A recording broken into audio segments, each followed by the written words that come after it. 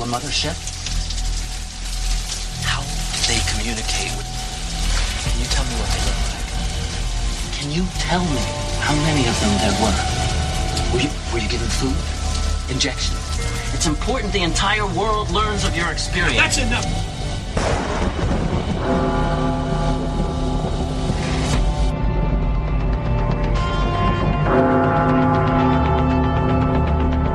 The teachers are alive. They're not books. They are the very living essences of nature itself. Unbelievably powerful supercomputer that's running our reality, and we don't have a clue as to how to operate it.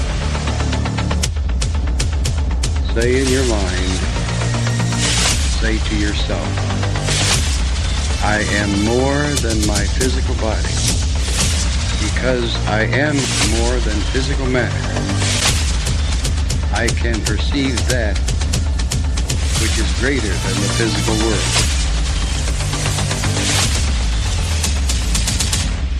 For the seeker.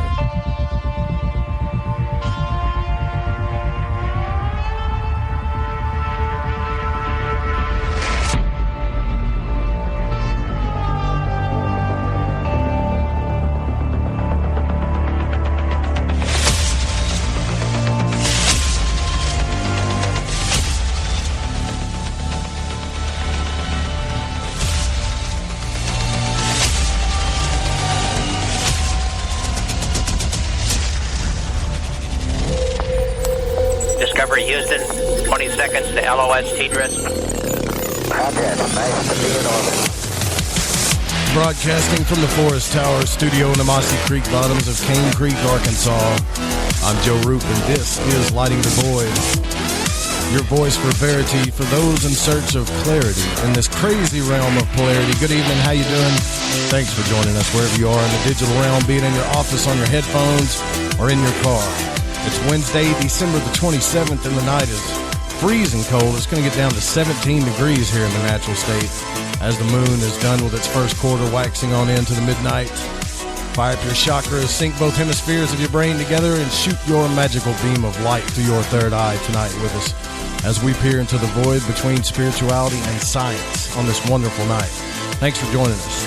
Now, this is a live show broadcasted on the Fringe.fm and can be heard on lightingthevoid.com, TalkStream Live, TuneIn, Spreaker, iTunes Radio, Radio Guide FM, Radio Garden, and more by proxy via the Fringe FM. If you don't have internet, or if you're about to lose your data, the call to listen line is 701-719-3971. Thank you so much to all of you who have donated towards the show, and thank you for the organic chocolate, Kat. I just got that in the mail. Thank you so much for that card. It was a great card. Now, tonight on the first part of the show, we wanted to bring Mr. John Lear on with us to talk about the F-18 video. I've got Dave Cruz with us here. This is the last show of Lighting the Void for 2017. I think you guys need to pay close attention to what this man has to say, so we'll be bringing him on in just a second. Don't forget to get your Empower and Protect program from Freighter Xavier at lightingthevoid.com/Xavier. And it's almost the end of the year, so get your bottle of Ancient Life Oil at ancientlifeoil.com. It really helps with all kinds of things. You know, I can't say for legal reasons, but if you go to ancientlifeoil.com and select Joe Roop at checkout, you're going to get some of the best stuff on the planet. Go to the website, sign up to the newsletter. We're probably going to be doing that drawing tonight later on.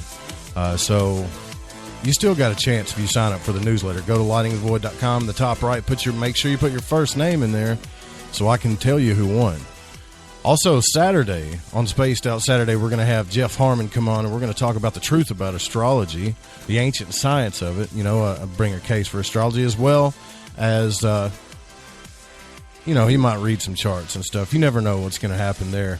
Don't forget to download the Fringe FM app on your iTunes store, Apple Store, Google Store, wherever you download apps at. Go grab it, man. That way you can always have the Fringe FM with you. All right, so let's get into this.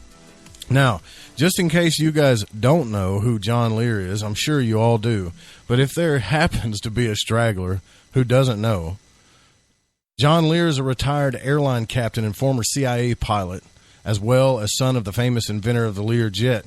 He is a former Lockheed L-1011 Captain and is highly regarded in aviation circles. He has flown over 150 aircraft and has earned every certificate granted by the Federal Aviation Administration. John held 18 world speed records and has worked for 28 different aircraft corporations. During the late 1980s and early 1990s, John began coming forward with some startling revelations concerning the subject of aerial phenomena and unidentified flying objects. One of the greatest pilots this country has ever known. John Lear, welcome to Lighting the Void, and Dave Cruz, thanks for joining us as well. Well, thank you. John, yeah, Dave, what's going on? I had to bring Dave on, too. It's the last show of Lighting the Void. You know I got to have Dave Cruz with me here. I'm excited. This is going to be great. So, John, the first thing I wanted to talk about was when I first saw this, when this news first came out, there was a huge push to jump on this side and say this is the greatest thing that ever happened and don't listen to anybody that says otherwise. And frankly, that scared me. But you were one of the people that I noticed online immediately that really looked into this video and started picking it apart. Tell us kind of the first things that stood out to you about the video. Well, the first thing that stood out is the background noise in a jet. They played the audio tape, and the audio tape comes from the audio panel in a jet. And when you are flying a fighter jet, you have a helmet and you have an oxygen mask which fits against your face so that you can breathe, and it seals against your face, so there's no chance of any ambient noise get in there. And by ambient noise, I mean there's no sounds like the wind rushing against the airplane or stuff like that. It's very quiet, and so that you can talk to control, or you can talk to another pilot you might be flying with.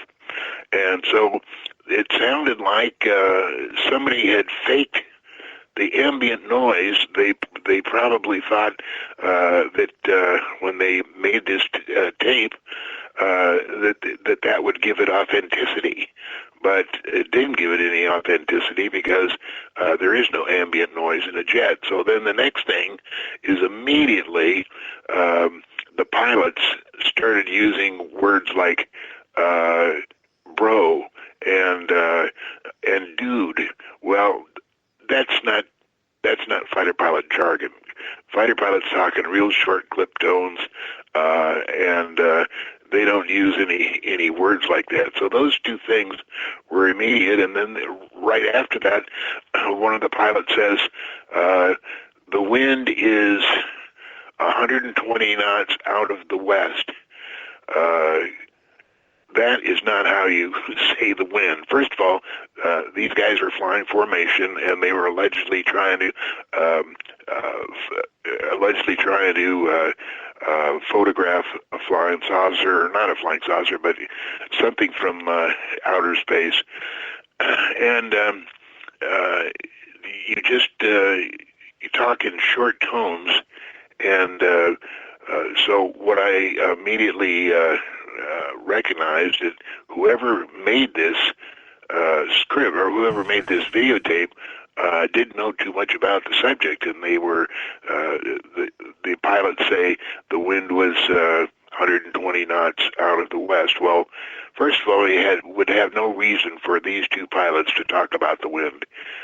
That's not something that you need to know when you're flying. The jet's doing about 250 knots at this point. At least that's what it says on the heads-up display in the cockpit. And there'd be no reason for him to say the wind. And if he did say it, he wouldn't say 120 knots out of the west. He would say wind is 270 at 20. He wouldn't say knots because it's obviously going to be knots. That's what the readout is, and there'd be no reason to say that. So one thing after another, it just it looked phony, and or it sounded phony. And then looking at the videotape itself, it didn't look right. For instance, the clouds in the outside of the cockpit, they were like the cumulonimbus, which is a cloud that's found in a mid-level altitudes about 20,000 feet, which is where this apparently happened. And the clouds were uniform as they turn. They're in a 20-degree left bank, and the clouds are just absolutely the same, and that's not how clouds form or how they look from the cockpit. So it looked like it might have been in a flight simulator, which is where they learn how to improve their flying qualities, flying abilities, and in the high-tech simulators these days, they have all kinds of background video. Right. And the clouds end up being the same because they don't want to spend a lot of money making different kinds of clouds. So one thing after another, I just wanted, this is really fake. I mean, this can't be real. And so then you go into the background of all of this, and it all started in 1947, and that's when the two saucers had collided and crashed on the Brazil Ranch in Roswell, New Mexico.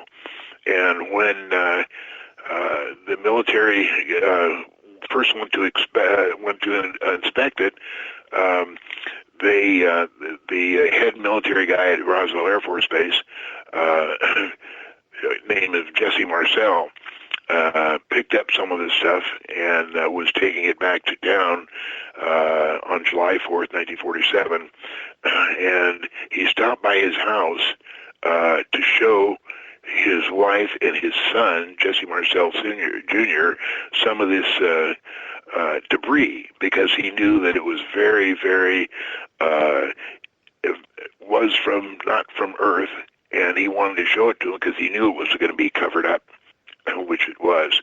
The first story came out by accident saying the Air Force had recovered a flying disc, which caused a huge amount of interest. But 2 hours later, they came back and said, no, it was a weather balloon that crashed there. And that's where the whole thing started, the whole cover-up started. President Truman then, because of the significance of this crash, formed what they called MJ-12, Majestic 12, and that was 12 scientific and military people that would take charge and cover up this information and decide what to do with it, whether to tell the public or keep it secret, and they decided to keep it secret. So anyway, since then, and that was in September of 1947, MJ-12 has spent hundreds of billions of dollars keeping this secret. They have recovered probably 80 to 90 different saucers. They're kept in different places. The main headquarters for MJ-12 is 13 miles south of Area 51 in a dry lake called Papoose Dry Lake. And there's a mountain beside the dry lake that they dug out and made the headquarters. And it's kind of a fantastic facility. It's grown over the years, but in those days it was 6 levels into the side of a mountain, and the doors, the hangar doors, and the entrance to this is covered up with a substance looking like mountains, but it's not. It's just a substance that looks like mountains. So if you were flying over it or driving past it, it would look like there was nothing there. That's where their headquarters are, and that's where they had 9 of the saucers in the hangar there that my friend Bob Lazar worked at. And his job was to back engineer the engineering of these flying saucers that had crashed, or the ones that they had recovered. And his comment to me was, "There's no way we could duplicate that or make it. It's hundreds of thousands of years ahead of us. There's just no way we could do it." His boss was Dr. Teller, the father of the hydrogen bomb. And his comment was, there's no way we're going to be able to duplicate this stuff. We'll have to come up with it ourselves. Just by coincidence, my father, the head of Lear Incorporated, formed in 1930. They made all kinds of radio and electromechanical parts for airplanes in World War II, and then made the autopilot for the U-2 and the flight control system for the Lockheed L-1011. In 1952, his company, Lear Incorporated, was chosen to be the head of anti-gravity research and production. And by 1956, 4 years later, they had duplicated their own anti-gravity craft. It wasn't anywhere near the alien stuff, but it did what they wanted, which was to be able to use anti-gravity to power these craft. My father was kicked out of the program, even though he was president and chairman of the board of Lear Inc. He was kicked out of the program because he couldn't keep his mouth shut. He had gone down to Bogota, Colombia, in 1953 on a business trip, and he was asked by reporters what he thought about the UFOs and flying saucers, and he gave a mouthful of it, but MJ-12 didn't like that, and they took him out of the program. His company went on to develop the anti-gravity craft, and we've had that since 1956. When people say, the government couldn't keep a secret, oh, yes, they can, and they've kept some pretty fantastic secrets from the public. The one that I'm involved in personally is research on the moon. There's 2 billion people that live up there. They're humans. They're not from Earth, but they have a fantastic society up there, thousands upon thousands of buildings and high-quality structures. If you want to see some of this stuff, I just came across a website called Bruce Says All.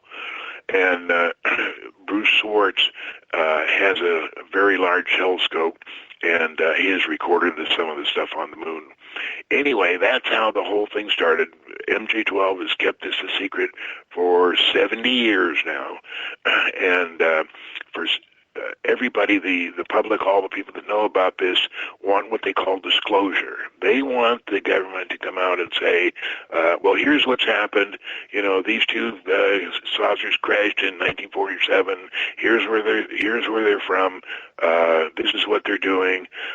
This is what the public wants. But the people in charge of the cover-up will not ever tell the public anything about this question, and it's because the question of where did man originate and how did he get to Earth? So that's the question, and that's what started off this videotape. Senator Reid from Nevada is retiring at the end of this year after I think 4 or 5 terms. And he needed something to do, so he thought that what he might do is appropriate $22 million from Congress and make his own little disclosure. Now, he knew that MJ-12 would never say anything about it themselves. He knew he could get away with this by making his own little disclosure and using this tape, and they're here, and I'll try and tell you all I know about it. It was a lie on the face of it because he knew that he could not prove anything with the videotapes he had because they're just not available, even to the senator, even to a president. The president of the United States doesn't have high enough clearance, and people say, well, how could that be? And clearances are top secret is the lowest clearance you can get. Above that is 38 levels of what they call top secret crypto. And when you're read into a program and given a clearance, you're told as much as you need to know about that. Let's say you have top secret crypto 25. When you are read into that clearance, you're not told everything that's top secret 25. You're just told about what specific one you want. Now, the President of the United States, out of those 38 levels, he may have top secret crypto 17.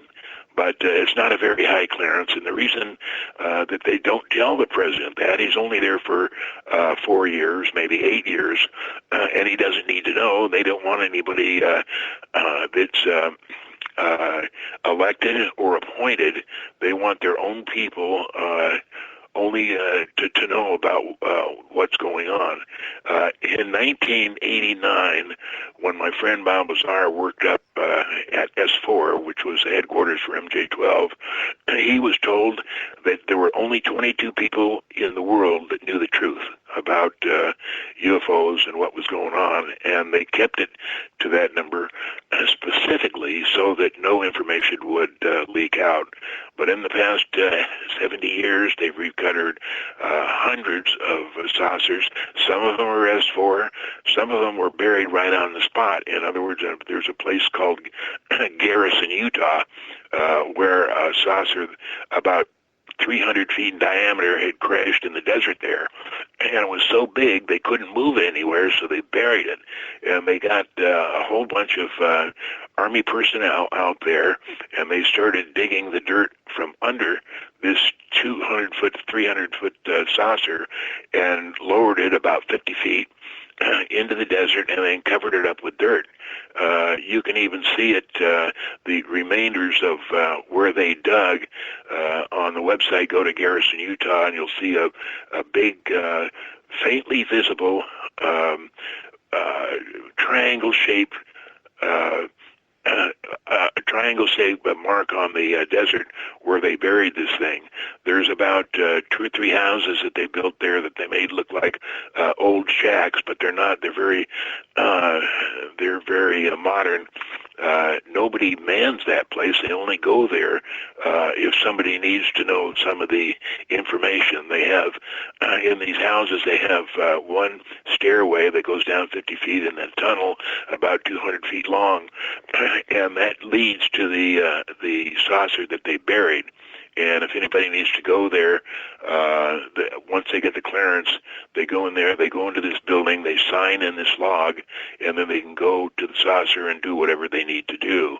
A few years ago, somebody who knew about this actually broke into those houses, and the logbook was there of the people that had been there to inspect the saucer, and they're Army personnel, Air Force personnel, other personnel. But anyway, that thing is still there. I was going to go a couple years ago, and we were going to see if we could get into that building. But one thing and another, I got busy, and we never did it. But it's still there. So anyway, this video comes out. It's fake, and I wasn't going to say anything about it. And I got a call from Channel 13, Christopher King, and he said, well, John, what do you, first of all, he said, are you the John Lear that's involved in the UFO research? He said, yeah. He says, well, what do you think about that video just came out? And I said, it's fake. And he said, it's fake? And I said, yeah. And I told them the same thing I told you, and they came over and they interviewed me and put me on the news that night. And that's what all started this whole issue of the videotape. Well, I can definitely see that some people don't like what you said, but I really think a lot of people need to, slow down and look at it. Dave and I have both looked at video. If you watch any hub video online, you can definitely see, as you stated, it doesn't matter even if they're flying in perfect formation. It's very hard to keep something that still in the center of the HUD display, right? Right, absolutely. And if you want to check it out, just go on the web and type in F-18 Super Hornet HUD, HUD for heads-up display, and there's hundreds of pages of HUD videotapes. There's crashes, shows exactly what the HUD looked like, and there's all kinds of information. But go there and type that in, and you'll see what we're talking about. Now, also the breathing thing, you made a point to where you don't hear any breathing. That should be a dead giveaway right there. But I do want to ask you this. Some of the main points from the other side of this is that the pilot that made the statements about what he saw and everything, I'm not questioning the man's integrity, but for some reason people believe that pilots or anybody that works for the government, no matter how long they've worked for the government, would never lie. And that's just not true, is it? No, take the astronauts, Neil Armstrong and Buzz Aldrin. They never went to the moon. That was all fake. We don't have the technical ability to go to the moon. For one thing, the Earth is surrounded by the Van Allen belt, which is highly radioactive, and nobody can go in that, or they'll die from radiation poisoning. So under President Nixon, they decided to fake the moon landing. Now, Kennedy, when he said in 1961 that he wanted to go to the moon by the end of the decade, he didn't have high enough clearance to know that we couldn't go to the moon. So NASA agreed to do this because they wanted the money for something else. And they got $40 billion out of the moon program, which they faked. Now, Gus Grissom was the guy that was supposed to be the first guy to go to the moon, but he was a very, very smart individual, and he began to realize that the thing was going to be faked. And on January 27th, 1967, NASA murdered him and 3 other astronauts, White, Chaffee, Grissom, and then a secret astronaut who was there in a monitoring position in the Apollo 1 craft. And a week before this, Grissom had said he was going to have a news conference. He hung a lemon on the outside of the Apollo 1 craft and made the statement, this thing ain't going to the moon in 2 years. This thing ain't going to the moon in 10 years. Wow. And so NASA had to get rid of him, and they murdered him by igniting a fire in 100% oxygen environment that killed him in 15 seconds. But this is a warning to other astronauts, do not mess with this. We're not going to put up with it. And so next in line was Aldrin and what was the name I said? Neil Armstrong. Right. And people say, well, they wouldn't lie. They'd come forth, even, maybe on their deathbed. No, that's not true. First of all, the mental research on using the mind and telling it that something else is going on was perfected by the Germans at the end of World War II.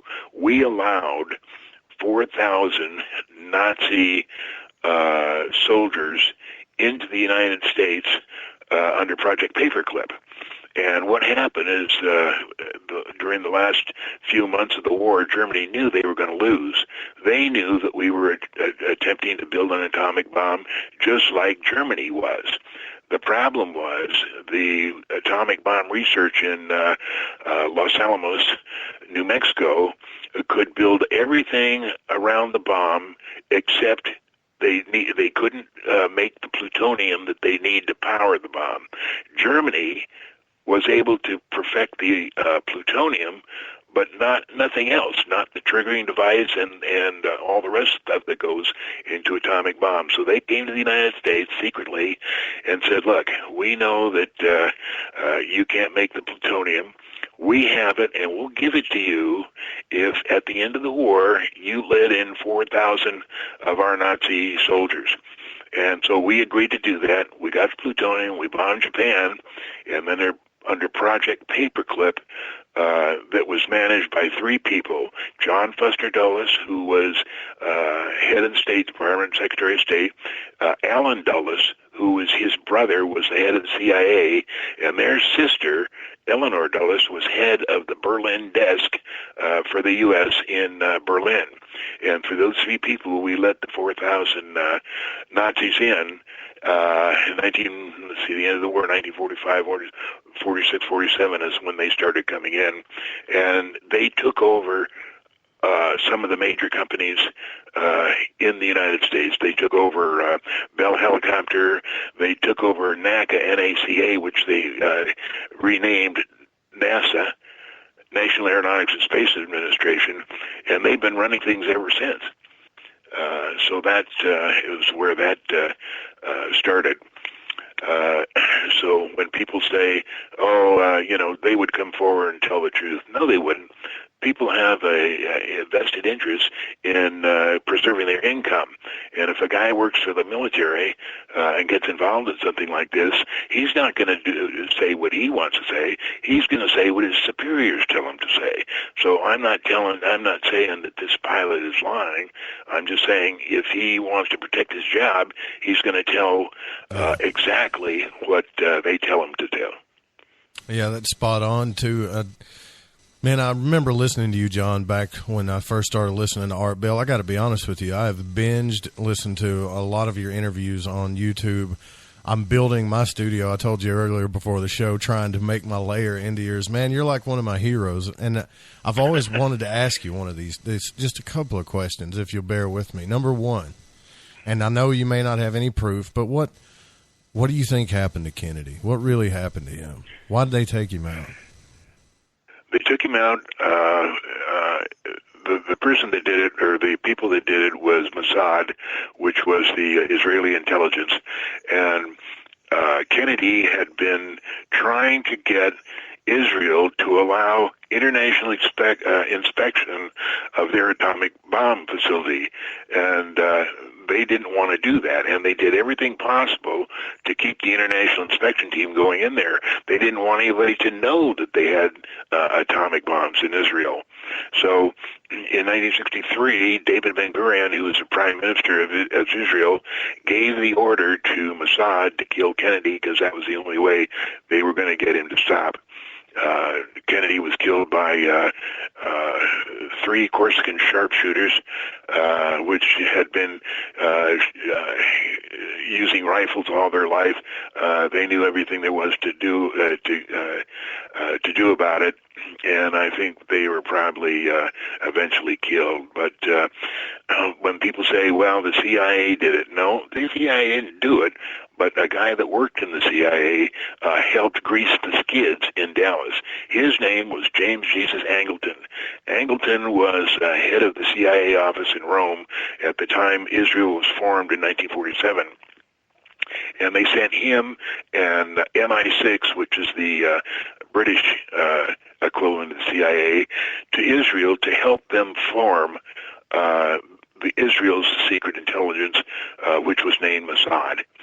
And somehow James Jesus Angleton got compromised. They caught him doing something, or I don't know what the details were, but Angleton was rotated back to the CIA headquarters in McLean in 1960, and he became head of foreign intelligence.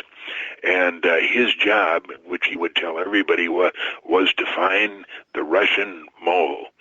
Well, the inside joke was, he was the Russian mole. And what happened is, when he got compromised in Israel, he became the Israeli spy within the CIA, and Israel would pass on all the information that he gave them to Russia.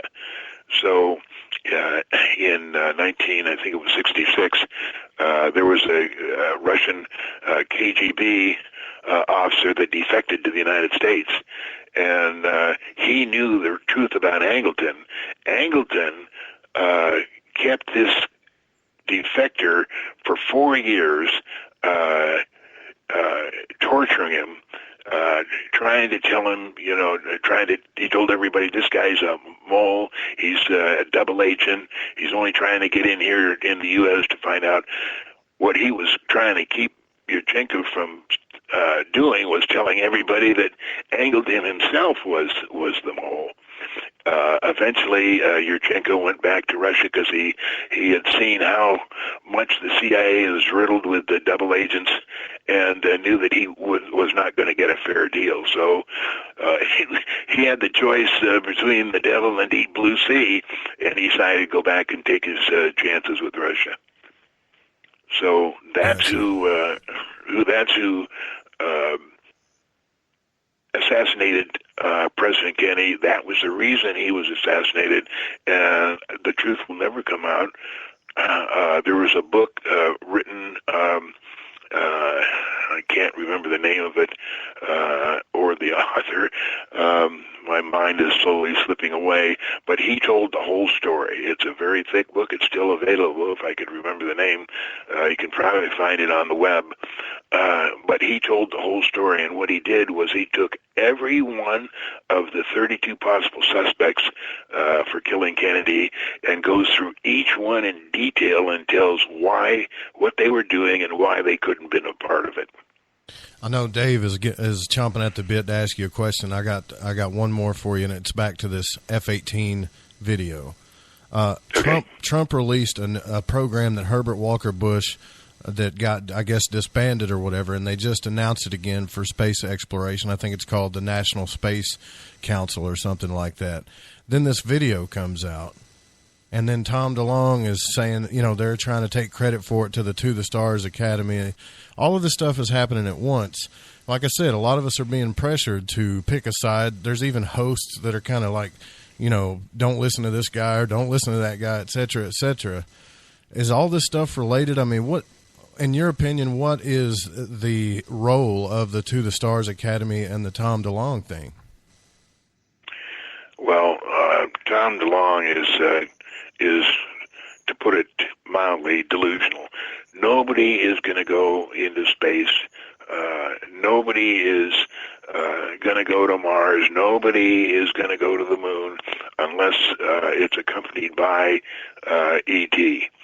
And all this jogging around is people wanting to take credit for disclosures. Disclosure is not going to happen, no matter what you hear from anybody. There's too many worldwide implications of the truth about mankind for them to release any information. They're not going to be able to just come on and say, we recovered 2 flying saucers in Roswell in 1947. We got some information from it, and that's it. That will not happen because they'll just be clamoring for more information. So the best thing, even if they look like idiots, to say that nothing is out there, or it's a planet Venus, or it's a planet Jupiter. They're just not going to say anything. So right now, with the release by the Pentagon of this videotape from the F-18 off the aircraft carrier in San Diego, has just compounded all of the jockeying for position. Yeah, I believe you're right. Dave, you got any questions for John? Oh, absolutely. And once again, thank you, John, for being on the show, and thank you, Joe, for inviting me. Absolutely, brother. This is an amazing event tonight, and everyone in Spreaker Chat's just going crazy.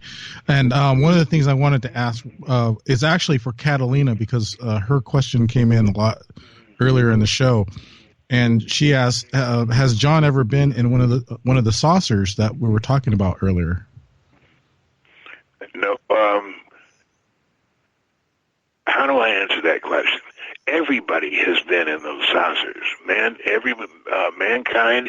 If you're a human being on Earth, without going into the details, we have all been what they say abducted. They work on our mind. They give us certain upgrades.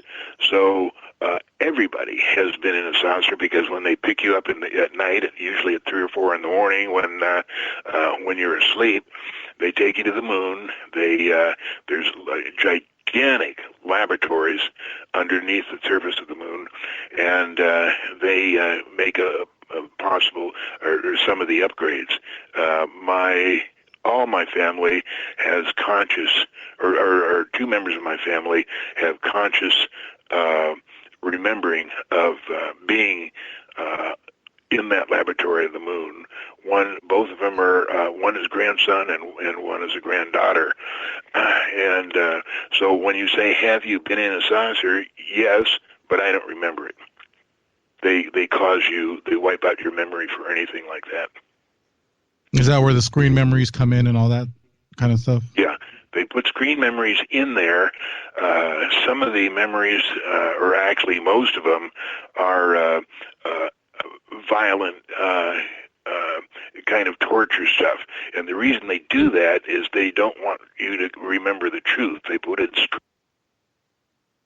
in remember anything. You'll remember a bad thing, and then you won't want to go on. Right. Well, again, that was for Catalina. My question actually goes back more to this black budget that they've announced. And, of course, this is, the whole deal about Luis Elizondo or something like that. I can't remember his name exactly. But is this guy for real, John? Do you feel that he's really part of the Pentagon, or is he just another patsy? Who is that? Refresh my memory. Luis Elizondo. He's one of supposedly the officials out of the Pentagon that has actually claimed that there is a budget for this so-called aerial unidentified budget. Aerial phenomena is what they're calling it. Well, it's actually called AIP. It's like AIPP or something like that. Yeah, it has another title. By the Pentagon?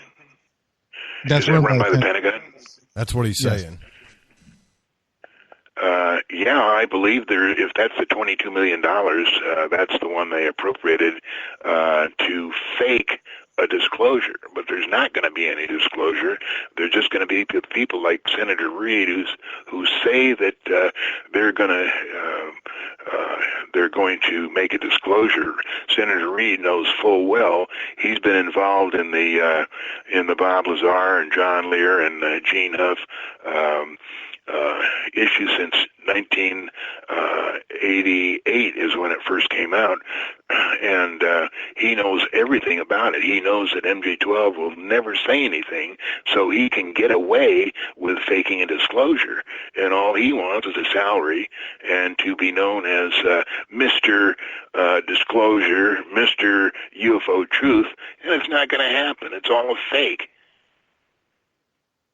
Is all of this stuff related, John? The ETs, the paranormal activity that we see on this planet. Is it all coming from? Is it all the same thing? Because yes. I get the biggest feeling that it really is. It's all the same thing, and people want to know. Well, we don't see any of this in the budget, even the black budget. Well, you're not going to see any of it. It's so done on such a high level. For instance, the only reason that we went into Afghanistan, we faked 9/11. That was us that did all that. There are no airplanes crashed. Those are holograms. We've had hologram technology since the early 60s, and those were not real airplanes. Those were holograms. You can easily see as the airplane goes into the building, it goes through like a knife in warm butter. Didn't cause it was the explosion they put inside to make that, and then they destroyed the building with the direct energy weapons that we have in space. There's 15 of them. You can see what they look like go on the web and type in John Walson, Walson, and he has some fantastic pictures. He modified his telescope to be able to track those direct energy weapons. They first tried it out in the Mura building in Oklahoma City. When that blew up, that was direct energy. And then buildings 1, 2, and 7 in New York were destroyed by direct energy weapons. And the way that I proved that is there was 500 million tons of building and concrete that completely disappeared. There was nothing left when they were done destroying those buildings. The only thing that was, if you remember the pictures of the huge clouds of dust going down that Manhattan street and people running away from it, that was the 500 million tons of concrete and steel, which had been disintegrated to dust 80 microns in diameter. That's all that was left. Those orbiting direct energy weapons were put there with the original $40 billion that NASA stole from the moon program, faking the moon program. That's where all the money came from. Part of that 9/11 scenario was to provoke, to give us an excuse to go in Afghanistan. The Taliban, who were running Afghanistan then, were trying to cut the production of opium, and they had got it down to 5% of the world's product. 5 years after we went in there, the production of opium in Afghanistan had driven to 97%, and those are figures from National Geographic. Those are not figures that I dreamed up. The reason we wanted to take over the drug business is we needed the money for the black budget. And so it wasn't just about Iraq, is what you're saying. It wasn't. That's what I always thought. It was about going into Iraq. No. You know, okay. No. The problem is the military needs enemies. And we've run out of enemies. We had Grenada and all the Panama and all that stuff. And they need to manufacture an enemy. So they decided to pick on the Muslims. And they said the Muslims did 9/11. No, they didn't. But in order to provoke the hatred in Iraq, which was not there in the beginning, after Gulf War, we had aircraft carriers in the Gulf launching over 1,000 cruise missiles into Iraq, just so that we could create people that hated America. They knew it was America. We knew it was us, but we sent those missiles into Iraq just to make an enemy, because if we don't have an enemy, the military can't get any money from Congress. So they had to fake a enemy. That was what Iraq and Afghanistan was all about. Dave, I know you got a question. I just want to ask this one real quick. I have a feeling if they're trying to get us to look at all UFOs and alien life as a threat. Do you think that that's true as well? No. Okay. There are, first of all, the universe is not 19 billion years old. It's infinite. It's so big you can't even imagine it.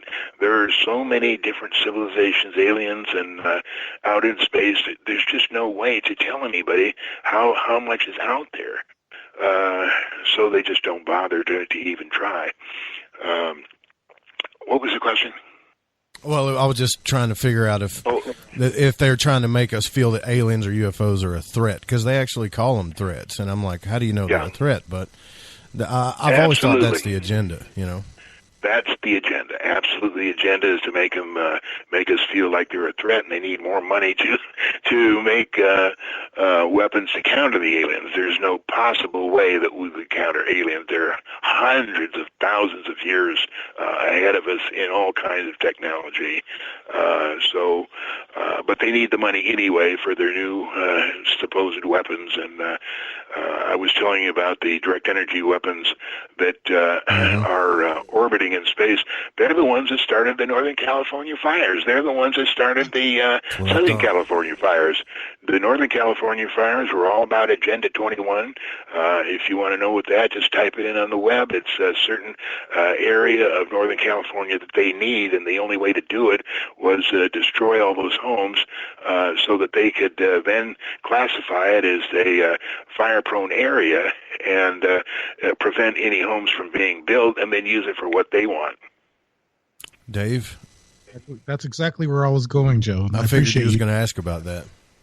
Yeah, the high-powered energy weapons is definitely something that's been going around with a lot of other researchers. They've been talking about how all these trees have been staying, right there, but all the other property is just disintegrated. It's just amazing what's going on here in California. That's where I live. I don't live too far from the Napa Valley and Santa Rosa, which is just decimated by all these fires, and what's going on in SoCal right now is just horrendous. And yeah, I believe that's exactly what happened. Then you're definitely informed on that issue. That's really good. If anybody's interested in 9/11, Judy Woods wrote a book called "Where Did the Buildings Go?" And it's a huge book and very detailed with hundreds of photographs outlining exactly how the buildings were destroyed and how it could not have been an airplane. Now, I happen to have been in the airplane business for 45 years. I know it intimately, and I know that there's no possibility that anybody could hit a 212-foot wide building dead center flying at 460 or 561 miles an hour. It's just impossible. At the height of my career, I couldn't have done something like that. It did not happen. So there's just so much evidence that it was not airplanes. And then the Northern California thing is they're just using these direct energy weapons to do all that and accomplish what they want. And they're so powerful now that nobody could stop them. It's just going to happen. So it brings me down to, well, what do we do? Here's what we do. We're on Earth to learn how to live with integrity, without envy, hate, or fear, and to express our love to our families each and every day. That's all we're here for. That's all we're supposed to do. And whether you believe that or not, that's up to you. That's what I do, and that's what my family does. But that's the only thing we're here to do. Don't worry about all the other stuff that's going to go on. It's going to go on anyway. All you're here to do is change yourself, not change the world. I totally believe that, John. I really do. I'm glad that, that's what this show, Lighting the Void's about, trying to bridge the gap between all this stuff, spirituality and science. And I would tell anybody out there, you still doing the Living Moon thing, right? That's a great website if anybody hasn't seen that yet. Yeah, we're bringing it up to speed. I've been out of commission I retired in 2001. I purchased some mining claims and worked on that for 7 years. I broke my back, and then I haven't been able to walk for 7 years because of damage. I had a crash in 1961, which caused I broke both legs in 3 places, crushed my ankles, crushed my heels, broke both sides of my jaw, lost my teeth, had a concussion. Other than that, I was okay. But over the years, because of my interest in aviation and my love for aviation, I just kind of ignored that. But when you turn 60 and you're forced to retire by the FAA, you start doing a lot more walking, and in my case, rebuilding this mining site, and got into an accident, broke my back. So I had not only the compounding injuries from 1961, but I had my back broken, and I was in considerable pain. I started 4 years ago taking opioids, methadone and oxycodone, and this last summer, the DEA, Drug Enforcement Administration, started clamping down on people who were using opioids and had to cut their prescriptions down by half every month. So what I did was on May 31st went to get a prescription from these new people that are called, or the new doctors, which are called pain management doctors, and gave a urine sample, got my prescription, went home. 2 days later, they called my wife and says, we can't handle your husband anymore, can't give him any more prescriptions. He's taking methamphetamine. Well, that is so ridiculous that I would take a drug like that when I already have methadone and oxycodone. Somebody had spiked it. And what that happened is the doctor took it to the pharmacy, said, hey, just wanted you to know that John Lear is using methamphetamine. So what? that cut me off from any pain medication, because a pharmacy, if somebody's using illegal drugs, can't give any pain medication. 2 days they wanted later, to put you in withdrawal, didn't they? I get it. Yeah, that's terrible. 2 days later, they sent me a letter saying that my provider sent me a letter saying, because you're using illegal drugs, you have 30 days to find another provider. So immediately after 4 years of using methadone and oxycodone, I was in involuntary detox. And I'm telling you, I damn near died. It was brutal. But I'm 161 days now, day 161, and if it hadn't been for this vitamin called kratom, which you can get out of Portland, I'd be dead. I've been through that myself, John. I told you that on the phone. I've been through that myself. It didn't really work out that way, but that it was because of pain and stuff. And there's a lot of people going through that in this country right now. And to hear that you had to struggle with it is another thing. I mean, I don't know if anybody out there has been put into withdrawal from their medications, but it is a living hell. I wouldn't wish it on my worst enemy. I'm glad you made it through it. And, the fact is, kratom saved my life, and it has no opioids, no legal or illegal pain medication in it. It's just a herbal substance. And in the next 90 days, DEA is going to classify it as a Schedule 1 drug, the same as heroin, cocaine, and fentanyl, because it's cutting into their business. So they tried it a year ago, and the White House got 140,000 letters of people who have used kratom and know its beneficial use, and so they backed off their program. But now they're intent on doing it again, probably come in the next 90 days. Denver has classified kratom as a Schedule 1 drug. And so if you go to Denver, you can't use it. But I'm here to tell you, it's good stuff. And if you if you're in withdrawal, you need to get it. It comes out of Portland. It's KRATOM. There's several companies that sell it. You can order it on the web. It's totally legal, but it will help you. It's wasn't it for Schedule 1, John? Kratom? Excuse me? Yeah.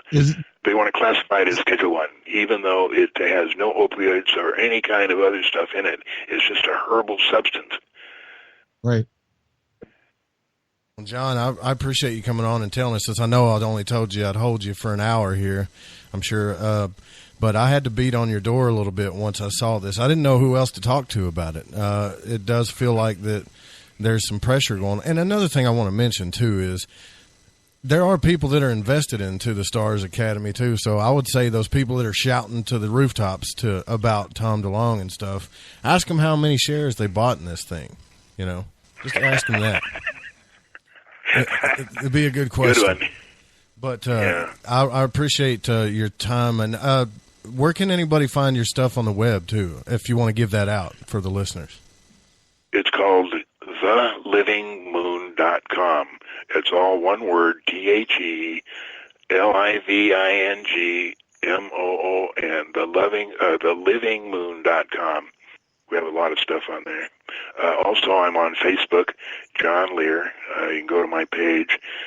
In the last 3 months, I put on most of the secrets that I've known. I'm 75 years old. I'm not in great health, and there's some things that people need to know. And I put those stories on my Facebook page, and I also post every day. Well, thanks for coming on Lighting the Void, John. Dave, do you got any final statements to John Lear? Any last questions before we go into the break? I just want to say thanks again, John. It was really awesome talking to you. Okay, thank you, guys. Yeah. Call me anytime. Thanks, I appreciate that. We'll have you back on. Thanks, John. Okay. Bye-bye. Bye-bye. John Lear, everybody. Now, that's what we got to... Hey, I've already got one person mad at me in the chat room. You got to love it, right? Right, Dave? Come on. I mean, how can you not talk to John Lear when this stuff happens? The disclosure video. I mean, I don't know anybody that's been in aviation and has been around this stuff that long. And, there are a lot of theories he has that some people say they're questionable. But you know what? There are a lot of theories. You can't throw the baby out with the bathwater. You know what I'm saying? A lot of people love Aleister Crowley, too. But he was a mess. You get what I'm saying, Dave? Come on. Yeah, man. It's true. There's Plus, a lot of John people Lear's out there. a legend. Oh, yeah, of course. Absolutely. But I believe he does make some valid points about the F-18 gun camera video, and don't take my word for it. Don't take John's word for it. Make up your own mind, but go watch some HUD videos. That's all I'm saying. Go watch some of those, and then go back and look at this one, and you might think Mr. Lear is on to something there. We're going to go into the break, then we're going to come back with Dave Cruz and open up the phones if you want to call in. Last show of Lighting the Void, 2017 in review. You guys don't go anywhere. We'll be right back.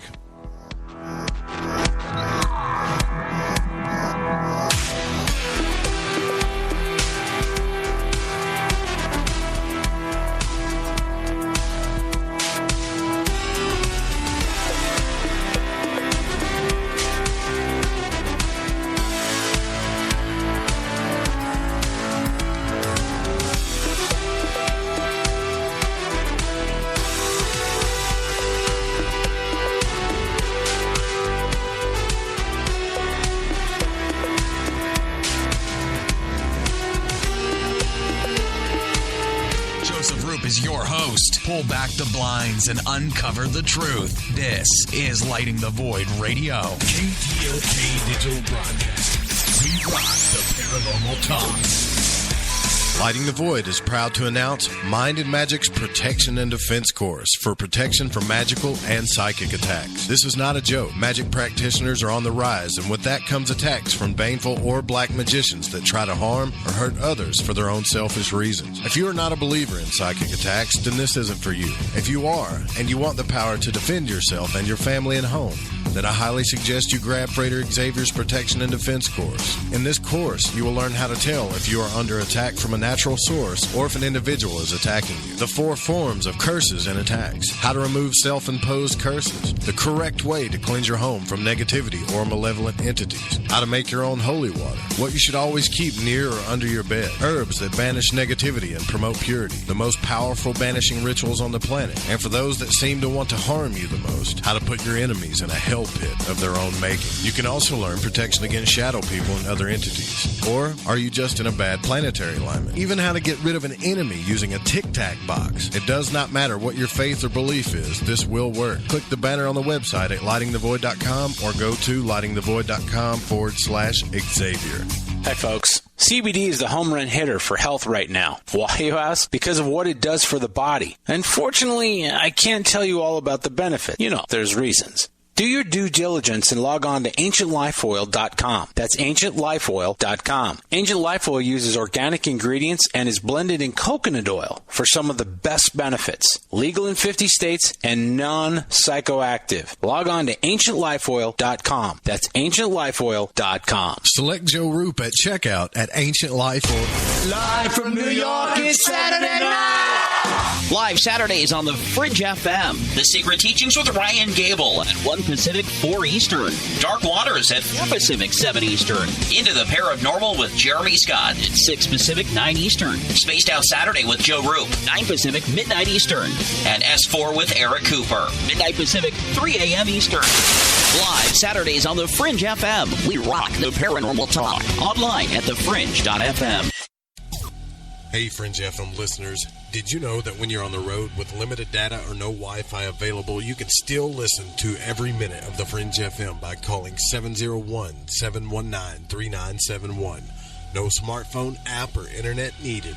Saves your data plan and no extra cost if you have unlimited minutes. Call 701-719-3971. That's 701-719-3971. Listen to the Fringe FM on any phone, anytime, anywhere. You're listening to Lighting the Void Radio with Joseph Roop. Stay up to date right now, lightingthevoid.com. Hi, this is Ryan Gable, host of the Secret Teachings radio show. If you are interested in ancient knowledge and hidden mysteries, as well as a unique and balanced perspective on conspiracies, symbols, and the occult, then join me every Saturday, Sunday, and Wednesday at 1 p.m. Pacific Standard Time, 4 p.m. Eastern, right here on The Fringe. Come own the night with us. Hi there, this is Dave Scott, host of Spaced Out Radio. Every Monday through Friday, right here on KTLK, The Fringe FM, I'm going to lead you down a path of mystery, intrigue, and suspense. So whether you've seen a UFO, had a run-in with Bigfoot or Dogman, or had ghosts running around your house, this is the place to be. Spaced Out Radio, right here on KTLK. This is Lighting the Void Radio with your host, Joseph Roop. It's the show about truth-seeking and freeing the spirit, shattering your limited beliefs, revealing hidden truths, and much, much more.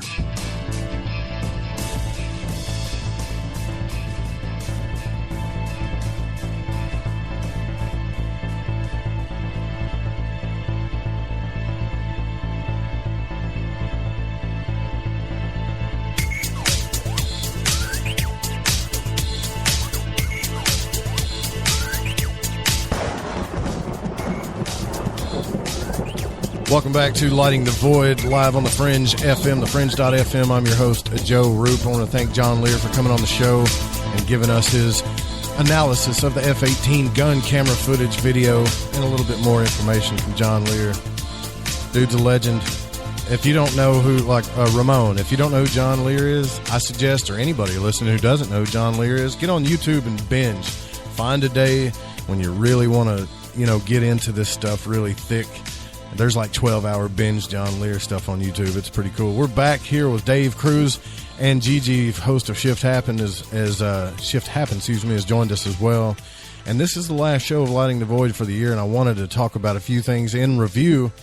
But, it's a pretty important thing, I think, Dave and Gigi, that what John was talking about when it comes to that opiate withdrawal, that stuff that I've known. It has happened to me. It has happened to several of my family members and friends. It is like an epidemic in this country. And, a lot of people just sit back and laugh, a bunch of drug addicts or whatever. But I can't count how many times that's happened to people intentionally. And then they're just stuck the rest of their life trying to get over this stuff. It's pretty bad. Oh, yeah. I mean, and this is something I'm very passionate about, and when you really look into it, there's corruption going all the way to the root of why there's even a thought of kratom being a negative thing. I mean, it really, John Lear really kind of touched on. It basically comes down to the fact that it's cutting into the opiate business, which is a multi-billion-dollar industry, and here's the problem. It's like I'm sure you're familiar with, I know so many people that have benefited in all different kinds of ways from kratom, but specifically I've gotten, especially growing up in the skateboarding industry, there's a lot of drugs floating around and a lot of guys that ended up getting washed up, it's because a lot of them got into these opiates, and I've single-handedly gotten multiple different people off of opiates single-handedly with kratom, and how they got on is, they all have their own different problems, but a lot of it started with pain. They had especially with skateboarders, you got a lot of serious injuries. They get prescribed these heavy opiates, which is pretty right away. I mean, they're over prescribing those things, and not only that, but they're giving these extremely heavy doses with things like like Oxycontin, which is just nobody needs that much. It's that simple. You do not need that much, but the reason why they give it to you, I mean, it's a big system. First they get you on the Loracets or whatever, then they upgrade you to the Oxycontins, right? But then, just like they'll stop after they've got you hooked, then they'll stop giving them to you, and then they'll suggest, we'll just go to this methadone clinic. And, under the guise of weaning you off, right? But once you get in there, they tell you, after a month, you can up your dose, and then after another month, you can up your dose again. And if you talk to these guys that are on methadone, it's nearly impossible to get off that stuff. Like John Lear was saying, he felt like he almost died from that stuff. And I mean, once you're on that program, you're just hooked. And you're paying a lot of money to do it too. But then here comes kratom, a natural alternative that is not only is it all natural, it's actually healthy for you too. It's loaded with antioxidants, and these out there in Asia, they've been using it for literally about 1,000 years. It goes back in their in their history way back. And it's kind of, it's kind of like a replacement. It's almost like a better alternative for coffee, too. It's more of a clean kind of, it just gives you a clean sense of energy and just a sense of well-being. Are you talking about this kratom power that John was talking about? Yeah, absolutely. Why are they trying to ban it? I know they're trying to ban it here in Arkansas, too. They're trying to make it a Schedule I drug. Yeah, that's insane. It's absolutely, a Schedule 1, that's just, that's preposterous. But, the reason is, for one, it's not patentable. It's a natural herb, so it's not patentable for one. And then for two, it's non-addictive. So basically that means you can't make money. You can't get people hooked on it. You can't make money. You can't patent it. It's just interrupting their whole flow of the opiate business. And last year, like he was saying, they tried to do the same thing last year, but you had and they came out with these bogus claims that they had 36 deaths related to kratom, and that's why they're going to make it a Schedule I drug. Meanwhile, they're tossing out opiates left, right, and center that are causing hundreds of thousands of deaths a year, but that's no problem because they're making money. And then, but when you go into and you look, and what happened is you got all these congressmen got involved. Like you said, all kinds of letters are getting sent around the government, and they looked into it and they got some studies done. It turns out every single one of those 36 cases, there was all different other kinds of drugs in their system and all different other kinds of factors. And kratom really had nothing to do with it. And they proved that through and through. And then I think it was about 24 hours before that bill got passed. They had no choice but to take it back because they just got checkmated. And they just showed overwhelmingly that it really had nothing to do with it. And what's interesting is when you look at countries like Indonesia, for example, one of their biggest sources of income is heroin over there, right? So what they did, but at the same time, they make a lot of money exporting kratom because it's a very interesting plant. It only grows at very specific and very high altitudes. And once the plant grows, it takes about 20 years before you can actually get the kratom leaves to where you can actually get the substance out of them. So it's a very particular, it's very hard to come by. And so there's only a few countries that it really grows properly. And so in Indonesia, what they did is to keep their heroin business, but to keep their kratom industry as well, they've made it illegal for their citizens of Indonesia to purchase kratom or have anything to do with it. But they still allow, these farms to grow it and export it out to other nations. It's just corrupt all the way to the core. And it's pretty sad, man. It's pretty sad. And here they are trying to do it again. And it's just ridiculous. It's absolutely ridiculous. I want to say something too here real quick. I know getting John to talk about that video is a bit controversial, but I promise you guys that, I haven't totally made up my mind about this either, but I want to look at both sides of this thing, and just taking somebody's word for something just to take their word is not something I suggest anybody do ever. Even me, John Lear, I don't care who it is, any host that you listen to, any author. But I will say this, there are a lot of good points that he was talking about in that video if you put them all together. If you've got an F-18 video of a HUD video of somebody chasing a target, not flying in formation with whoever they're with, but actually chasing an unidentified target or just a target, and it's not a simulator video, and you don't hear them breathing, you don't hear all that stuff he was talking about, you hear them saying all kinds of crazy words like they were talking about. If you have a video like that, send it to me at contact@lightingthevoid.com. Let's investigate this. And you can call in if you don't agree with John or whatever. You can always call in. The phones are open. It's 501-777-5631. That's what we're here for. We're here to find the truth. And the reason why I wanted to bring Gigi on, actually it was Dave's idea to bring him on to talk about this, because if John Lear can become a victim to this, any of us can. And you got to watch out. I don't care how good you are with your doctor or how much you trust your doctor. The second they start putting you on pain medication, I would start watching out. Do you agree with that, Gigi? Absolutely. And yeah, I mean, the opiate epidemic it's just that. It's a huge epidemic. I've seen it ruin several lives growing up, and it's just bad news no matter how you spell it. Not only for the dependency issues, but also, I mean, it really affects these people's personality. I mean, it totally changes. You know, you're just simply not yourself when you're on that stuff. And it's really, you know, just like anything else, it's all about money. It's all about money. And it's just really sad to see, you know, and kratom really is. It's just this perfect, not really an alternative. I mean, it can be an alternative, but it really cures this addiction for so many people. And I remember the fellas at the car lot used to pass that stuff around. When I was selling cars, they had a bunch of guys out there was addicted to pills and stuff. And, you know, they could, you know, the car business, you got to be up and at 'em and happy all the time. You know what I'm talking about if you've had to deal with this in your life. And this was back in 2009, 2010. They were passing out kratom pills back then, like little powder pills of kratom. And, you know, I always wondered, I always ask them, I say, look, if you can take this stuff and not get back on the pills, why don't you do that? But they never really listened to me about it.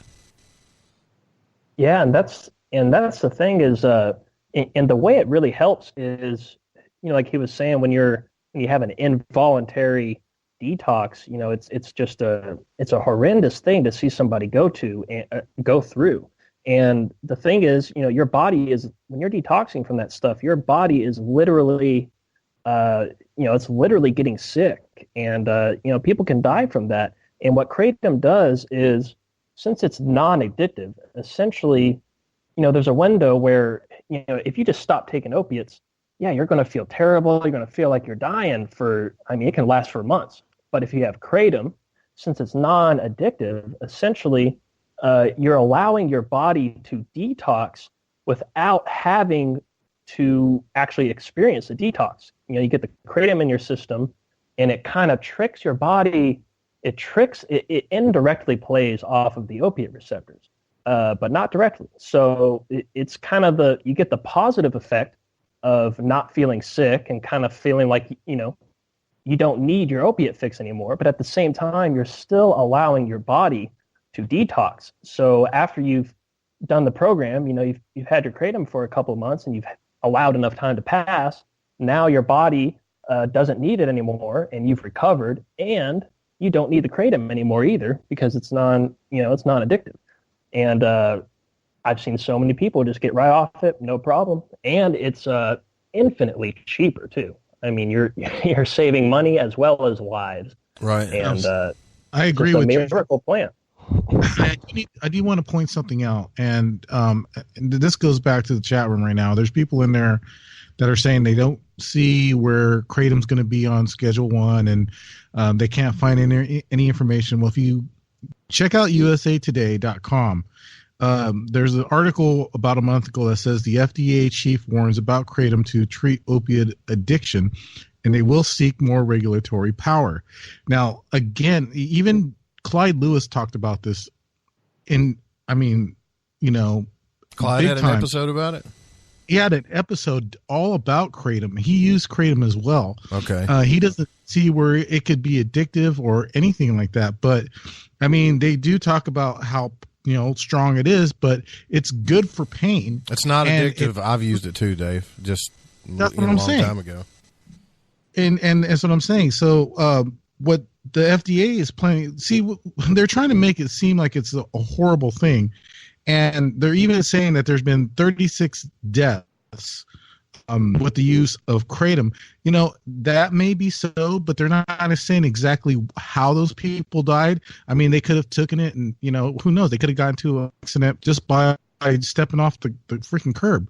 I mean, you know, or something like that. You know, it could have been not even related to the kratom. They're just saying, you know, 36 deaths. Right. I mean, come on. How many people die from cocaine? How many people die from heroin? How many people die from you know? Let's be honest. More people die from sugar and bad foods than they do drugs.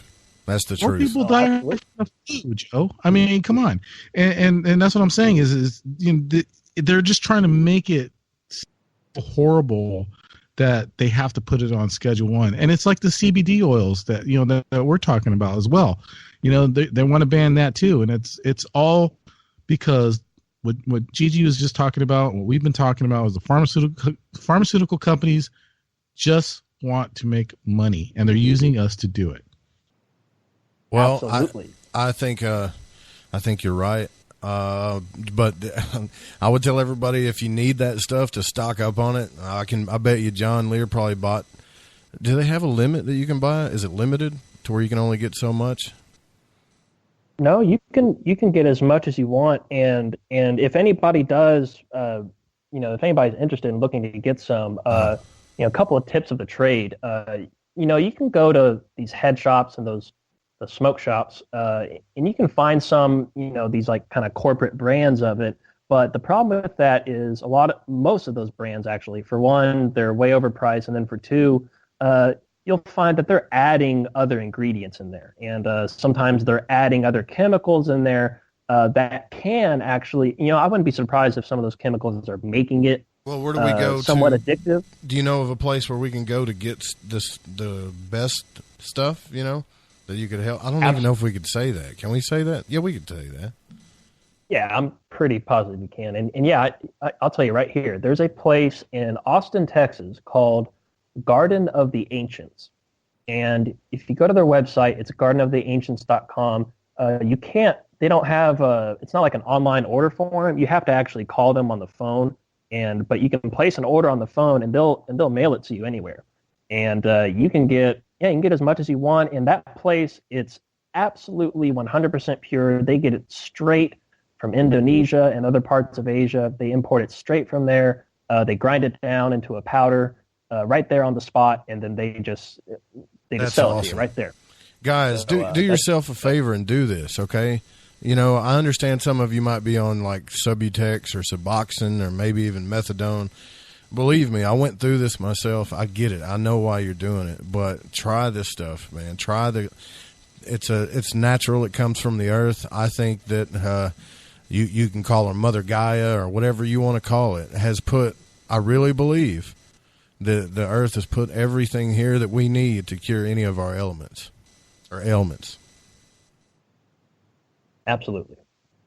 So, with that being said, Gigi, if there was one question, since you didn't get to ask John Lear any questions, is there one question that you would have liked to ask him?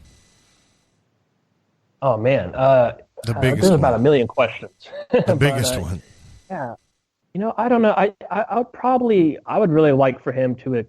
He went into it a little bit, I guess, but I would like for him to go in to further detail about exactly what was going on during the Apollo missions and how and really why they felt a need to dupe the public in the way that they did. And I know there's a lot of different opinions on this, and just in the Spreaker chat, I already several different opinions on it. But I'm kind of with Kat along the lines of I feel like maybe perhaps through a secret space program, I feel like they've probably been to the moon, but I don't think they went there. I feel like they're using some other technology, which, if you do your research, it's pretty clear that they've got some technology that we just simply aren't, that is not made available to the public. And if they went to the moon, I feel like it was not by strapping a human onto a firecracker and then launching them up. Especially, when you look at those NASA videos, they make good points though. When you watch them, you can see bubbles, you could see stuff in there that it definitely looks like they're being held up by harnesses, all kinds of weird stuff, man. I hate to even be that big conspiracy guy. Like, John Lear talking about the holograms and stuff. Look, I don't know if they were holograms or not, but I know that was a controlled demolition, guys. Come on. I mean, very clear. Yeah. Building 7 had no business. Yeah. What about Building 7? But we can go on and on into that. But let's look at, since this is the last show of Lighting the Void, I got you two here with me. in case you guys don't know, if you're listening on the network, I got Gigi, who is host of Shift Happens. It comes on every Friday night on the Fringe FM. And Dave Cruz, of course, is host of Beyond the Strange and co-founder of the Fringe FM, even though he likes to tell everyone he wasn't. I wouldn't have the name or the logo with the Raiders color or anything if it wasn't for Dave. So you can deny that all you want, brother. But it's been January the 10th will be the Fringe FM's 1 year anniversary. You believe that? Crazy. Wow.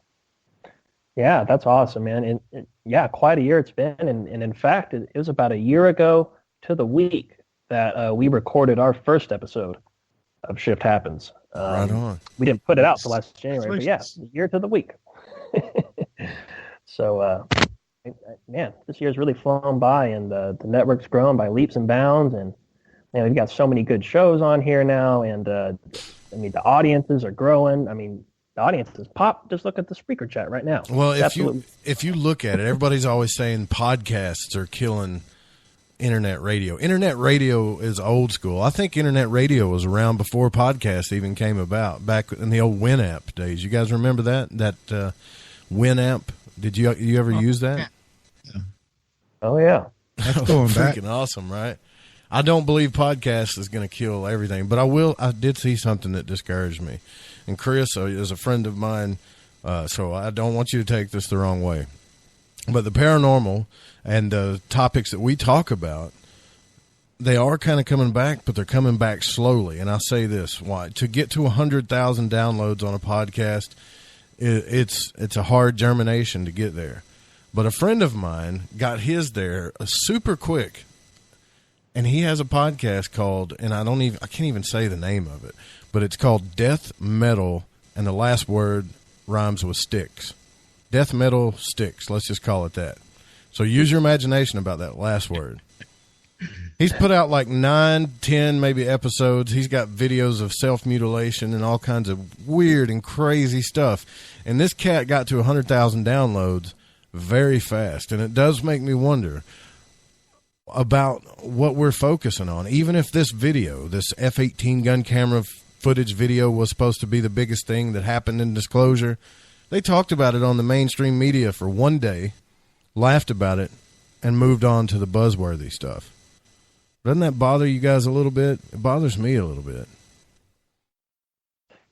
Yeah, I mean, there's something, I mean, right off the bat, there's something a little fishy about the whole situation. I still can't quite put my finger on it, but I did notice, the first thing I noticed when I saw that video, that 2004 video that they put out, that the Navy recorded, is exactly what was brought up earlier. The fact that that thing was caught dead center in its sights the whole time without a margin of error. And I'm not a pilot. I don't know the first thing about any of that stuff, but right away I kind of, that seems a little too. Seems a little too perfect. Really, right. Yeah, it seems a little too perfect. People are saying in the chat room too, they've seen videos like that. Yeah, but the thing wiggles. I mean, even if you play Top Gun on regular Nintendo, your targets wiggle a little bit. They wiggle. It's just like when you're aiming. I don't know if you guys have ever aimed down the barrel of a gun, but it's incredibly hard to keep it still unless you're propped up on something. When you're in an airplane moving that fast, the only time I've ever seen anything be close to that still in front of a HUD or anything is when it's like, they're flying in perfect formation, like the Blue Angels or something. This wasn't the case. This was something they just ran into and were trying to keep the camera on. How did they follow it that perfectly? And how come you didn't hear anybody breathing? Or why do you hear all the background noise when you usually don't hear that stuff? All of his points are valid. I mean, you don't have to buy into everything John Lear talks about. That's not what I'm asking you to do. I'm asking you to look at this and use your own, just slow down and use your own, what's the word I'm trying to come up with here, guys? Use your own judgment. That's all. And you know what? He's an expert in aviation, people. His dad came up with Lear Jet. I mean, come on. He's a pilot himself. It's not like one of us is just saying, "Hey, believe us," because Yeah, I'm not a plane expert. Come on. Shit, it's John Lear. Come on. Yeah, go binge on John Lear for a while. And, I want to say congratulations to Dave Scott, too. The big news of the show that comes on live right after this show. Just picked up some terrestrial stations. And I want to think that maybe the Fringe FM kind of helped him a little bit. I want to think that. I could be wrong, but I feel maybe we did just a little bit. No comments, huh? Maybe I'm wrong about that. No, I'm opening a garage door here, so I had to. Yeah, well, mute that down, please. Dave, 2017. What was the biggest thing that got you, man? Was it the fires? I'm going to say all the natural disasters, because it looked like we were headed towards a geostorm. I mean, just like the movie, pretty much. It's pretty amazing how it's really weird and interesting how these movies come out right after something horrible like that. It's a coincidence. It's not really coincidence. I mean, that's crazy, and I think it's all the disasters that started with all the hurricanes, and then you start getting the fires, the wildfires, and we even went into some earthquakes. I don't know if people even remember that. We started getting into some serious earthquakes. And, people can say all they want. Oh, wow, that happens every year. We get an earthquake here or there. We get a hurricane. It's hurricane season, blah, blah, blah. I really feel that there's something a lot more behind it, whether it's manifested somehow technically or even supernaturally. Gotcha. We're going to take our second break here. We're doing this a little bit different because we got to. We got to, do the bills and get you guys out there. So that's why we're doing this. But we'll be right back. Quick break. Don't go anywhere. I'm Joe Roop here with Dave Cruz and Gigi. We'll be right back, guys.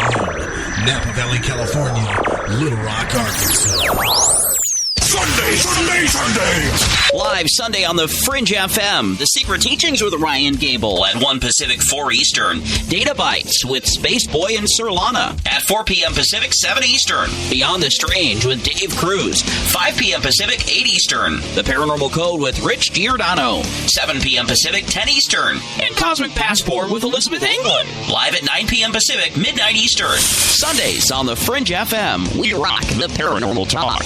Online at thefringe.fm. Hi, it's Jeremy Scott, and I'm the program director for the network you're listening to right now. We are the Fringe FM. You've probably noticed some changes around here lately, but what we really want is to hear from you. If you like it, hate it, or you want some more, let us know. Email talkback@thefringe.fm. Leave us your thoughts by calling 501-777-5631 or message our Facebook page at The Fringe FM. This is the new Fringe FM. We rock the paranormal talk. Hey, Fringe FM listeners, guess what? TalkStream Live has just released a new paranormal app exclusively for the paranormal community called Paranormal Radio. Paranormal Radio has a great selection of streaming talk shows dealing with UFOs, the supernatural, sacred geometry, NDEs, and much more, including a network highly recommended, The Fringe FM. You can download Paranormal Radio right now from Google Play and the iTunes App Store. This is Lighting the Void Radio with your host, Joseph Roop. It's the show about truth-seeking and freeing the spirit, shattering your limited beliefs, revealing hidden truths. Do it live! I'll write it and we'll do it live! You guys rock. Live weekdays on the Fringe FM. It's Spaced Out Radio with Dave Scott. Monday through Friday at 9 Pacific, midnight Eastern. The Fenton Perspective with Lori and Fenton. Mondays at 5 Pacific, 8 Eastern. Project Compass with Mark Eddy and Dave Cruz. Mondays at 7 Pacific, 10 Eastern. Lighting the Void with Joe Roop. Tuesdays and Wednesday nights at 7 Pacific, 10 Eastern. Big Picture Science from the SETI Institute. New Tuesdays at noon Pacific, 3 Eastern. The Secret Teachings with Ryan Gable. Wednesdays at 1 Pacific, 4 Eastern. The Kurt Green Hour. Wednesdays at midnight, 3 a.m. Eastern. The Paranormal Code with Rich Giordano. Thursdays at 7 Pacific, 10 Eastern. Shift Happens with Gigi and Cortana. Friday at 7 Pacific, 10 Eastern. Is it live? Live weekdays on the Fringe FM. We rock the paranormal talk. On the Fringe FM app, TalkStream Live, tune in, and online at thefringe.fm. Call the show. Pick up the phone and dial 501-777-5631. That's 501-777-5631.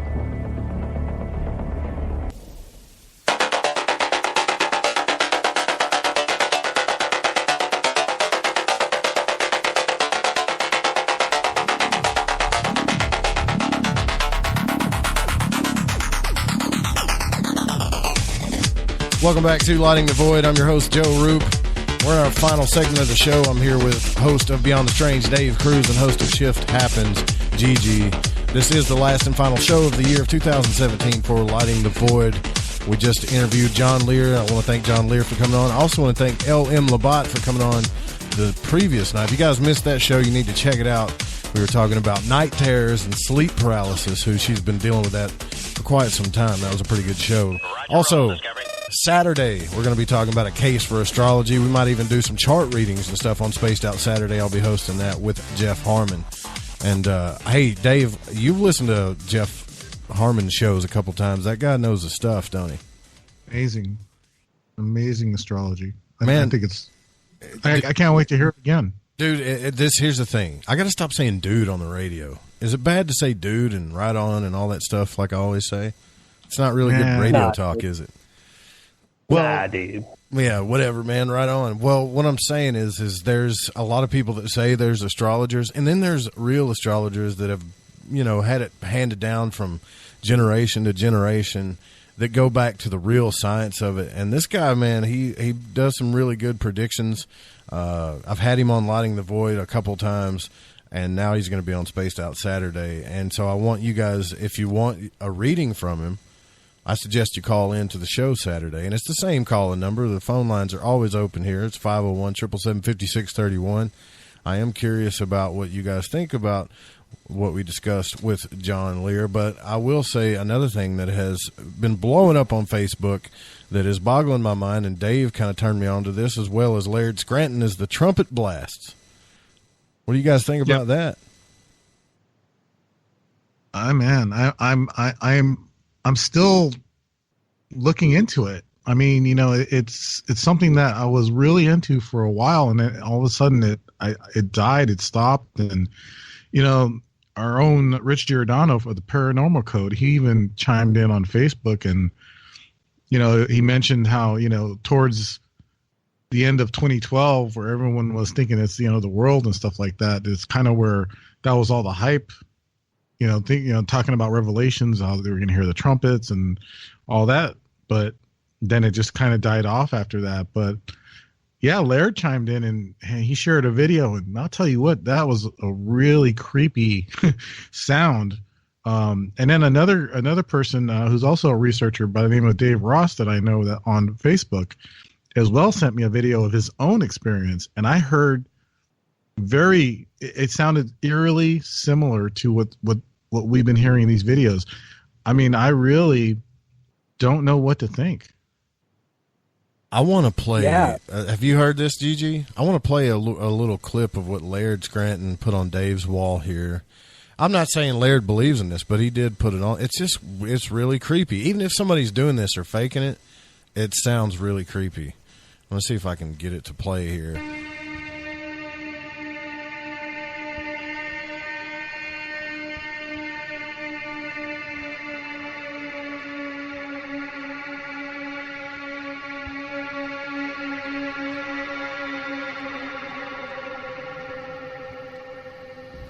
But you can hear it reverbing kind of, right?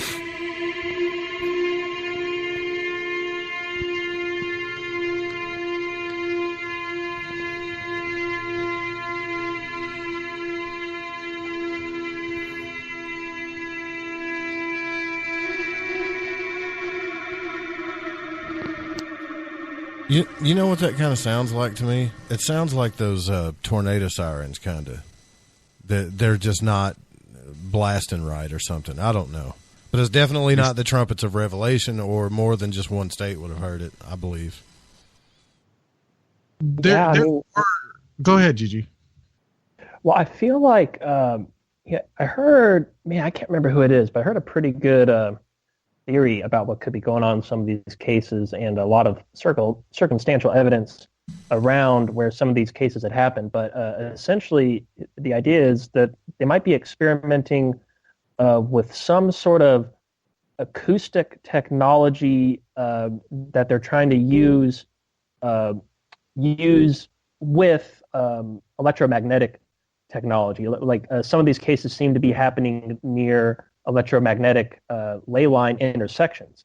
The same kind of places where a lot of these ancient megalithic structures all seem to be built on these intersections of ley lines, and there seems to be some extra energy that you can tap into at these spots. And I'm sure not all of them, but some of these cases apparently have happened right around these areas, and I wouldn't be surprised if that has something to do with it. It could be. It definitely could be. What's your take on it, Dave? I've heard a couple of different explanations. One, something that I haven't heard, and something more recent that is causing a lot of other things, is fracking. I think that's like gas releasing or something? It could be a number of things related to fracking. But, another thing that I've heard is that it's kind of what Gigi was saying is it's has something to do with the tectonic plates moving around. I mean, I don't know, man. Like I said, it really doesn't seem natural though. And going on if you want to call it a religious kind of point of view, this isn't even Christian Judeo, but I saw a video where a guy was talking about in Israel, they used to have those horns that they would that they would blow through the. It's like a ram's horn. Exactly. Yeah. And the guy did that horn. He blew out of that horn, and I'm telling you, that's what those noises sound like. And those are supposedly the warning trumpets of Revelations that they talk about. So it's scary. I mean, it kind of. Maybe it's because you're programmed when you're young, and the preacher's up there talking about Revelations and brimstone and hellfire and all that stuff, and you're gonna burn in hell and all this stuff if you don't believe, or get thrown into the lake of fire at the end of right. Revelations and at the end of the apocalypse and stuff. But I'll tell you what, like I said, man, those noises are really trippy. Yeah, I don't know. I'm curious to think what you guys think about. I honestly think that it's something natural, like not natural from the earth, but I think maybe somebody like hacked a tornado siren, or maybe the tornado siren malfunctioned and it went off and sounded weird. You never know. I mean, I've seen people put stuff on YouTube. I don't know if you guys have ever heard a fox scream, but it sounds incredibly scary and crazy when they do. But I've seen people put stuff on YouTube about that, and it was a fox, You guys ever heard a fox scream before? No. Yeah, it's definitely not a friendly sound. Yeah, it sounds like a lady screaming at the top of her lungs. Oh, God. Yeah, it's pretty scary when you hear it out in the middle of the woods, But do you think that it was a bad thing that I'm just thinking about this, that I asked John Lear, I kind of went with a left turn and asked him about the Kennedy. I've always wanted to ask him about that. I don't know if he's talked about it or what, but his take on that is way different than what everybody else's is. Well, I was going to ask John Lear if he knew a gentleman of the name of Ed Grimley.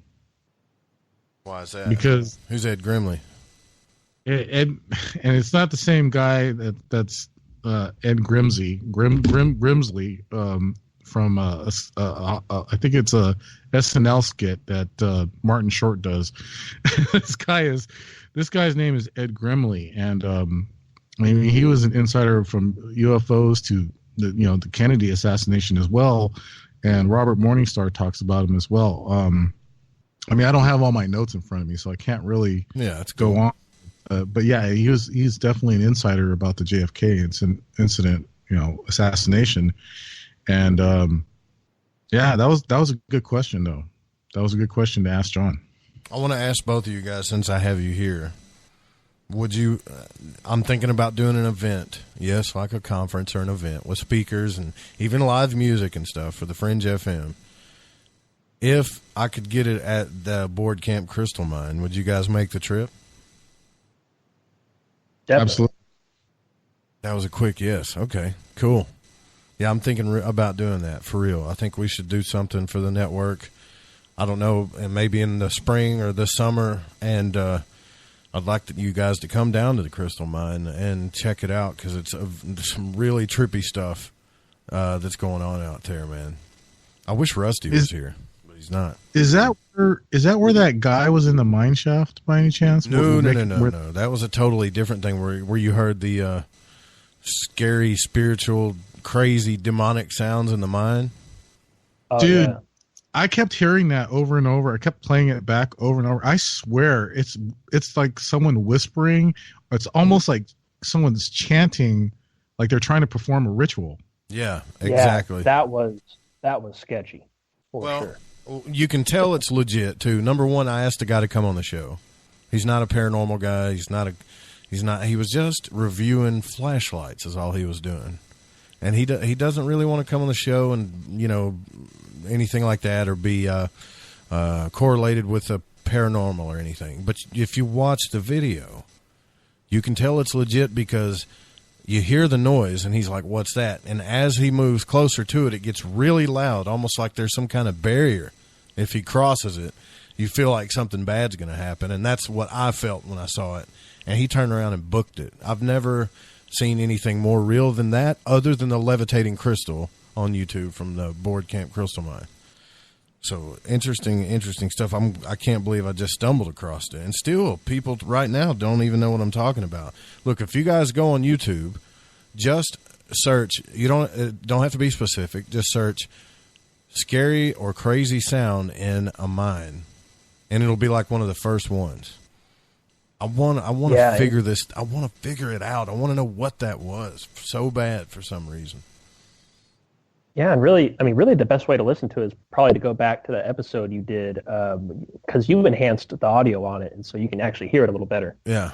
That's probably where you want to go to check it out. But you know what? Actually, going back to, what I would really want to ask John Lear, and you guys kind of reminded me of this with the trumpet sounds and everything, is I actually stumbled across this, the mystery booms that were happening a few years ago, and that seem to still be happening today. Now, I had a firsthand experience with this, and it's pretty. I feel like I've kind of chiseled a theory out of this, because, okay, so I was in Austin, Texas. This is probably back in 2014, and at the time I was delivering pizza, and so I'm driving through this neighborhood, and I hear and feel this boom. Absolutely. I mean, my first initial thought was like an explosion. It sounded like a cannon. I mean, like a loud explosion, and you could feel it, and it was really intense. And I was in the middle of driving. I myself, along with a couple other cars, I mean, we all kind of hit the brakes and we stopped, and I was looking around. I mean, it came from right above. I'm looking up I'm looking around. I couldn't figure out what on earth that was. And then about 30 minutes later, I'm driving through the same neighborhood, and I hear the sound again, very distinct ba-boom, and it reverberated. You could feel it vibrating in the car too. Sure, wasn't a diesel tire exploding or something? Well, here's the thing. So I'm thinking about it, because it sounded very familiar. It took me a while to realize, but it sounded exactly like if you've ever, we used to go watch the Blue Angels, that jet team that does all those acrobatics in the jets, and we used to go watch them on the beach in Navarre, Florida, in Pensacola, right in the beach, and so they're right above us, and they would break the sound barrier, and the sound that it makes when they would break the sound barrier, I was like, man, that's what that sound is. And so I went on YouTube and I pulled some audio clips of planes breaking the sound barrier, and I found several different clips where it is unmistakably, without a doubt, the exact same sound. Like, I have, without a doubt, that is the sound of breaking the sound barrier. But the only difference is, you couldn't hear the sounds of any engines or anything. Like you would obviously hear a plane zipping over you that fast. But so it was just the actual sound of breaking the sound barrier. And so there's the issue. I mean, that's definitely the sound, but where's the plane? And then on top of that, looked it up. Apparently, it's illegal, technically illegal for them to break the sound barrier lower than 20,000 feet, I believe it is. And this was clearly, you could physically feel it. I mean, it was way lower than 20,000 feet. But so I don't know, but I can tell you for sure that that's what that sound is. It's something breaking the speed barrier. Interesting stuff there. Or the sound. Gigi, I want to say something. If I can, for some reason, I can't scroll back up in this stinking chat room on Spreaker. It does not let me. Can you read what David J. just said he thought that sound was, Dave? Now I got it. Wait, I think I got it. Got it.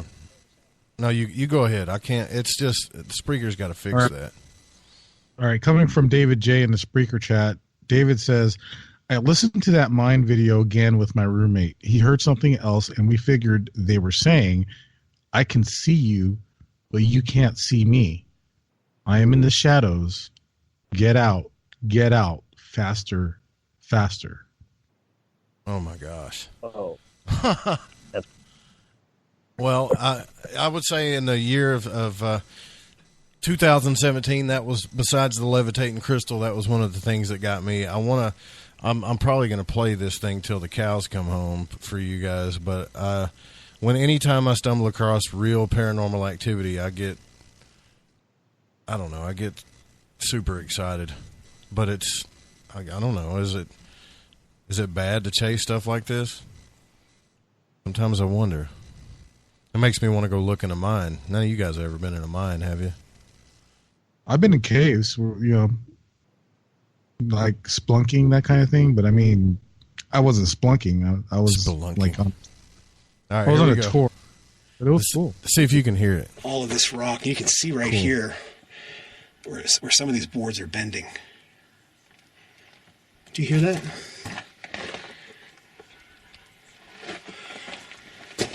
Sounds like, what, is that wind? I don't know if you can hear that on the camera.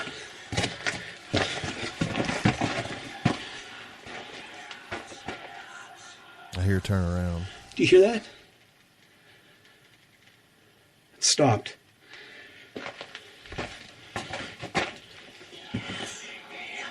Well, I don't know what that is. That doesn't sound like wind, but that's crazy.